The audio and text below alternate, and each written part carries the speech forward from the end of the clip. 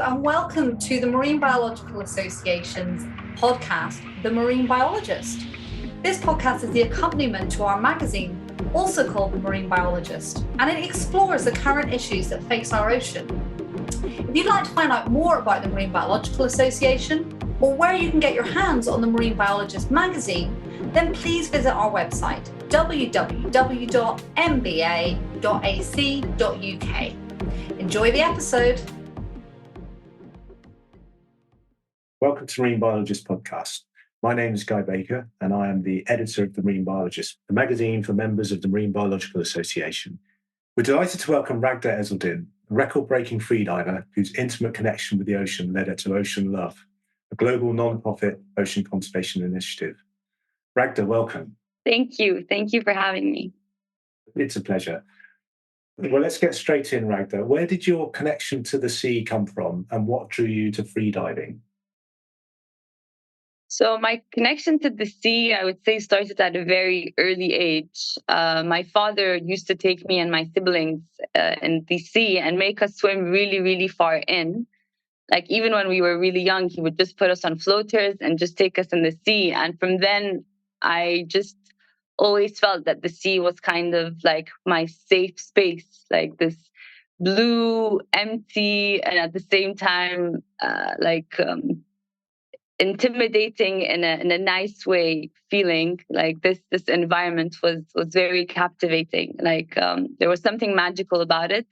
And as I grew older, I would go on my own, and I never had a fear from the sea. Like I would swim sometimes at night, and I would scare off my parents sometimes and my friends, but it felt really weird for me when I heard people say, "Oh, are you not scared from it? Like, what if you drown? What if something happens?" Like, it just felt like I was in safe hands whenever I'm in the water. So that's how it started. And I guess I was free diving back then without even knowing what the term means or what the sport even existed. And I started scuba diving after I graduated from uni. It was one of my goals, like to get even deeper in the water. And I was doing that for about a year. And one day I was in the sea and using the skills that I had learned from scuba diving, like equalizing my ears and all that, I managed to go down to 10 meters on one breath. And that's when it hit me that this is something that my body could do. Like I hadn't been aware of that ability. And up to that point, I still hadn't heard about freediving. But one of the instructors who saw me do that, a scuba instructor, he asked me if I was a freediver. And that's when it all started. So I took my first freediving course, and I haven't been scuba diving ever since. And why did you become a campaigner for marine conservation? I mean, the being close to the ocean gets you to see what is really happening. Like it's hard to connect to it if you're someone who doesn't like frequently go to the sea. But if you do, you see the change, you see the pollution, you see the effect of like human activity. So it's hard to ignore it. And it's hypocritical to ignore it also, because if it's something that brings you joy and you recognize how much it has like benefits for yourself and for the environment as well, you can't ignore it. Like ignoring it is like saying you don't care about the future, basically. So I would say it started gradually. There was one particular day where I kind of got like a panic attack in the water, because I went swimming as usual and the water was just so polluted. There was microplastic everywhere. Like I could feel the plastic coming into my mouth, my skin, and it just wouldn't go away. And I had like a panic attack in the middle of the sea and started crying and screaming my lungs out, like, what is this? Like, why is this happening? And I was just crying and crying, and I would go under the water and cry. And at one point, I felt a very, very like strong and weird connection with the ocean, because I realized that my tears were flowing into the ocean, and the salt coming out of me with the salt of the water. I don't know. I just felt like I was being hugged by the sea. Like the sea was telling me that it's okay, that something can be done about it, and that and that my love and my passion and my tears are worth a lot, that change can happen from people like me, basically. And I think at that day, it became something like a solid goal in my mind. I'm going to work towards that. Like, I'm not just going to sit there and watch this happen. I'm going to change what's happening. You're involved in OceanLove, Raghda. Can you tell us a bit about that? So OceanLove is basically where I put my passion for the ocean into action. It's a beautiful, beautiful initiative, and the word says it all. The name says it all. Basically, we are a group of volunteers. We got together under Ilco van der Linde's guidance to build this initiative that basically aims at spreading love for the ocean. Because again, when people connect to something they love, they automatically want to protect it, because we all protect what we love. So the idea just started about spreading like awareness through love, not through the drama, not through stressing people out. Because a huge problem that we're facing these days is that because so much information is going around about the drama that the earth is facing, whether it's climate change, plastic pollution, or wars, I feel the younger generations have become very frustrated and devastated, and they need to see hope, because they are going to be the change makers of the future. If they get into a mindset that it is how it is and nothing's going to change, then this is what will happen. So by spreading this connection to the ocean, we aim to gather people to make them want to do something, to make them want to collaborate on projects, to share through art, poetry, activism, um, towards the same goal, basically. Being change makers and wanting to drive change, I was wondering, how do you particularly reach young people? Because they're going to be as you say, the change makers of the future. So the good thing is our team is very young. We have a lot of university students. So everyone is reaching out to their universities, to other universities worldwide. We're reaching out to student organizations. Like, we're trying as much as possible to really reach not only just young people from Europe or westernized countries, no, from also countries from the global south, people who wouldn't have the chance to voice their ideas otherwise, basically. And yeah, that's our goal: reaching out to all corners of the world, inviting everyone from all ages, all backgrounds, to basically take part of this movement. I really like OceanLove's philosophy of avoiding the drama and having the passion and the humor and the positivity. And you were saying about all the other messages that are coming in from the media and so on. And how do you personally, do you get eco anxiety, and how do you stay positive? I have a very strong belief that the universe is always a balance, that there is no point where evil is stronger than good, or good is stronger than evil, for that matters. I feel there's always a balance. And if you see that balance, you will always be at peace. Because if you decide to just look at one side, whether it's the positive or the negative, and focus on it, you become a bit delusional. And either you become paranoid and frustrated and feel that this life is just not worth living, or you become delusional in the positive way and ignore all the drama and think that everything is okay.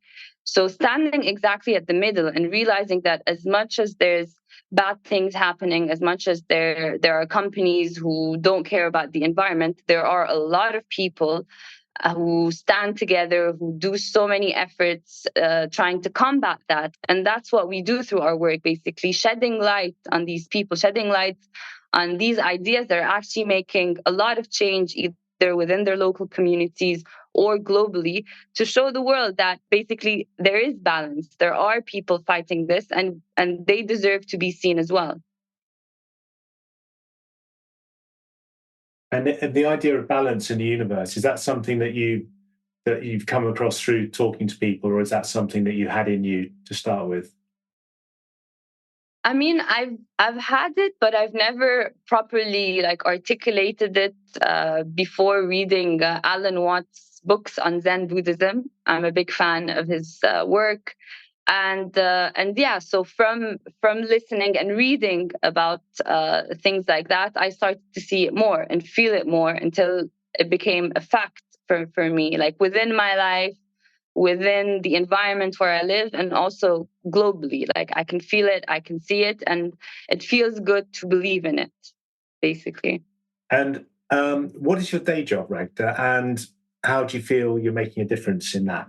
So I'm a mathematics research assistant at Eastern Mediterranean University in Cyprus. I love teaching. I love teaching math in particular. I always say that if someone had asked me to pick between the sea and math to be my number one lover, I wouldn't know what to answer. So both math and the ocean give me that sense of the divine, that like infinite, powerful, beyond our understanding kind of feeling. So I'm passionate about both, and I'm lucky to get to work as a math teacher, and at the same time have time to work on my other passion through OceanLove. And what age students do you teach? So mainly first year university students. I also have high school students that I tutor. So I would say all ages between like 15 to 20. And I really like this age. Like I feel sorry for them at the same time, because I feel that the way the world is constructed these days, it really is challenging for them on so many levels. Like I feel social media has strongly impacted their vision of themselves, also their priorities, and other practical things like their attention span and their desire to learn certain things. Like so many things have gained popularity that are actually just harmful and useless, instead of other things taking their attention and their energy. So I try as much as I can to show them that like caring is good, and that they should basically use and discover what they have, and follow what they love. Because I mean, I believe that deep down, everyone wants to live peacefully and everyone wants to see the earth in the best state. Like this is just intuitive survival instinct. Even if someone is polluting on the outside, I'm sure deep down he would rather live in a clean environment. So instilling that feeling of having to connect to that desire and using it, not like burying it and saying, oh, there's nothing to be done, or I'd just rather have more followers on TikTok or whatever they like to do these days. Realizing that there is something that matters and that they should invest in it for their own good. And in the article in the magazine, which was back in April now, you and Ilco talked about the Ocean Innovation Awards that OceanLove have been setting up. I believe it's the first round of Ocean Innovation Awards. I think there's some news, isn't there? Yes, so we have some news. So we have finished up the first round. Our team of globally esteemed activists and scientists were sitting on the panel of judges, and they selected the top 10.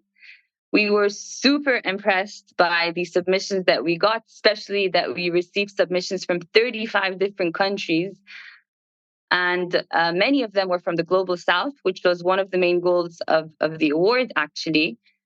And yeah, so at that time we're preparing for the ceremony, the OceanLove Innovation Ceremony, uh, which will be held on the 19th of June at The Hague. During the Ocean Innovation Festival, we're partnering with them on the event.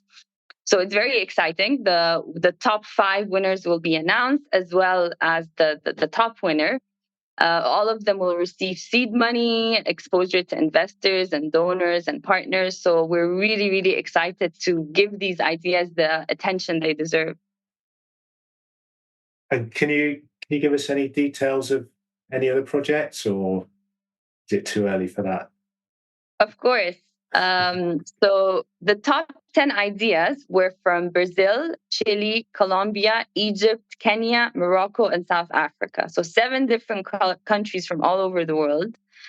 Um, One of my favorites is a project submitted by a 16-year-old. She actually started this project when she was 10 years old. And she's developing an educational program for children and adolescents through games and interactive videos and funny videos and pictures.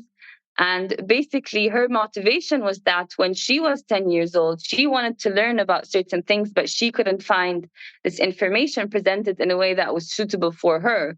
So she did her own research and decided to found her own organization, and now she's using what she knows to spread more awareness to her friends, to her community, and globally also. That was one of my favorites. The project is called Charlas el Océano. She's from Colombia. So again, having like such young spirits within the finalists is something that really warms my heart. So there's a Moroccan finalist, Saad Abid, who presented again very simple, very effective tool. He calls it the Jbeka. So it's a broom-like tool that is very easy to produce and very easy to use as well, that basically is designed to perfectly capture micro waste from the beaches. So not only do they offer a simple solution to local communities who are interested to clean the ocean, and also environmental protection organizations who organize such events, but they also use their work to raise awareness among the beachgoers and the volunteers that join them. So it's a very well-rounded initiative, which we were very proud of as well. Other ideas. There's the second submission from South Africa, aims to use seaweed and green hydrogen to produce alternative fuels. So again, very much needed these days to find alternatives to fuel, especially using things that we can find in nature that are actually abundant. Seaweed is abundant. It's not so hard to grow and can be transformed through a certain technology to fuel. So if something like this gets big, then who knows how much it could impact the world and the pollution that we're facing. Another very interesting initiative called Guardians of the Sacred Waters. So this is an indigenous led protection and prevention model. So it was organized in coordination between the European Crime Prevention Team and leaders of an Amazonian tribe in the lower Tapajas. So their aim is to combine the knowledge of the West, like the technology using drones, as well as the knowledge and the wisdom of these indigenous people to come together and to basically fight all kinds of environmental crimes that are occurring in this region. And especially the Amazon River is a huge river, and at the end, it fills down. It goes down to the ocean. So protecting that and making sure that this stays clean has a direct consequence on the health of the oceans. Yeah, inspiring, really amazing. What are the changes that you'd most like to see? I mean, as a person who works closely with teenagers, I would really like to see the passion and the love that I feel, not just for the ocean, but for the environment and more within them, because that would give me hope about my own future children if I ever have children. So this feeling that there is hope, like even if things are hard, even if we're facing so much problems, there is hope. And seeing that hope born in these younger generations, this is the change that I would like to see the most. That's a great answer. That's and I know you've seen a lot of things and you've been to a lot of places. So I'd like to ask if you could tell us about some of your underwater highlights and something that's really made you stop and go, wow, this is amazing. I mean, in terms of places I've visited, because I'm from Egypt, I'm blessed with 2 of the most beautiful seas in the world. So I haven't explored many like underwater worlds outside of Egypt. But for me, Egypt is more than enough. There's a lot of places I still haven't discovered even yet. Um, well, I can't pick between which sea I prefer the most, the Mediterranean or the Red Sea. The Mediterranean has a special place for me because it's where I was brought up. Like my childhood summer days were all by the beach. And I tell you, the color of the sea and the north coast of Egypt is something I have never seen, not even in pictures. Like I show people pictures of them, and the people who do come and see it, they can't believe it either. Like it's breathtaking. Like it's the true meaning of a breathtaking sight. So, but underwater there isn't much to see. So for that, I go to the Red Sea, which is so rich with unbelievable shapes and colors and species, and it's just endless. Like you can never get bored. And I would say my own personal favorite spot in the Red Sea is the dolphin reef, the Satayah dolphin reef, where hundreds of dolphins live. It's just amazing to be staying there. Like once you're there, you don't have internet connection. You're completely disconnected from the outside world, and you're just fully immersed in their lives. You can spend 4 days just waking up and sleeping to them around you, swimming with them, observing them, seeing how much they are so similar to us, observing their social interactions, how the kids play together, how the boys fight together, how the ladies stick together and babysit each other's kids. Like it's just amazing to see them play. And one of my favorite moments, which I also spoke to you about in the article, was that time where I actually slept with a group of dolphins. Like I went in the flow while they were sleeping, and as you know, but maybe some listeners don't know, dolphins don't fully sleep. Like half of their brain rests, and then the other half rests. So they're always in a constant flow where they're all swimming together, half asleep basically. So they're not fully conscious, but I would guess that they can feel the presence of other people. And so they felt my presence and they invited me to join them because they kept getting closer.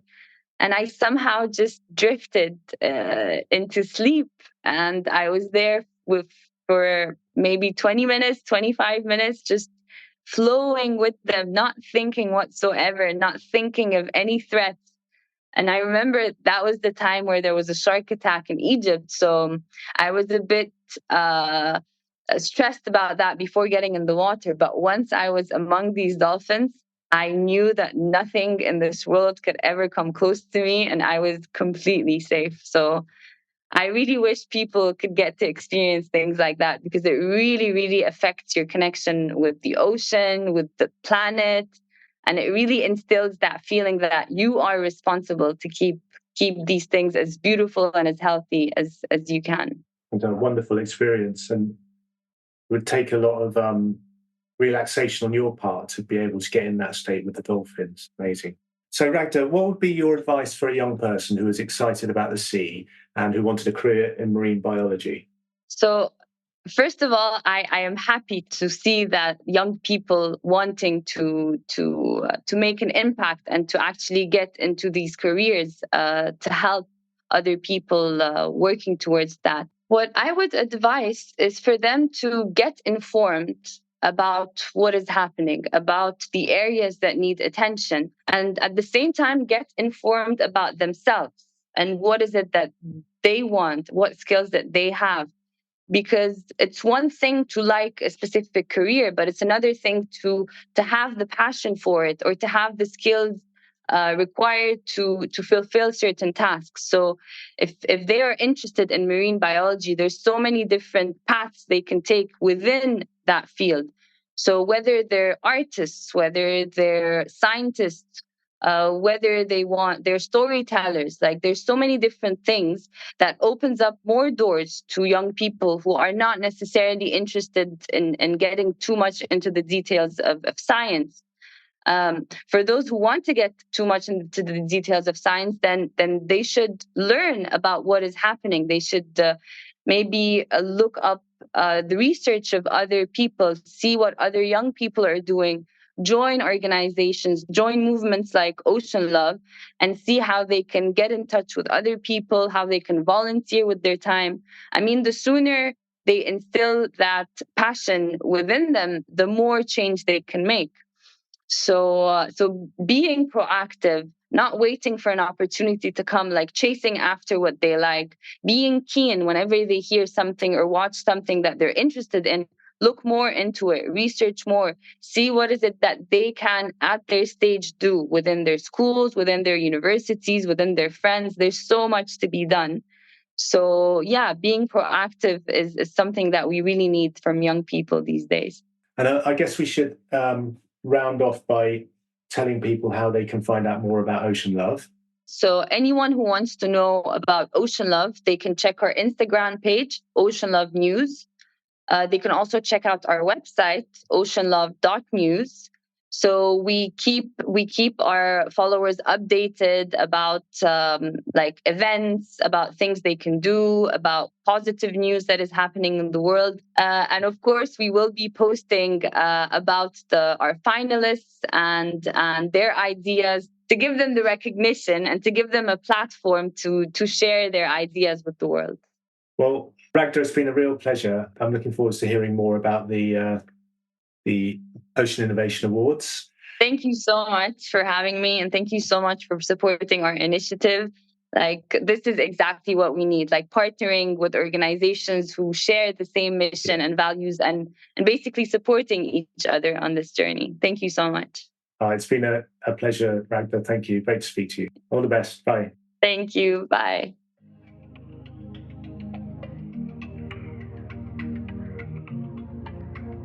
Thank you very much for listening. This has been the Marine Biologist podcast. If you've enjoyed this episode, then please check out our other episodes. Please subscribe to our podcast. Please rate it, share it with your friends and family, and let us know what you think.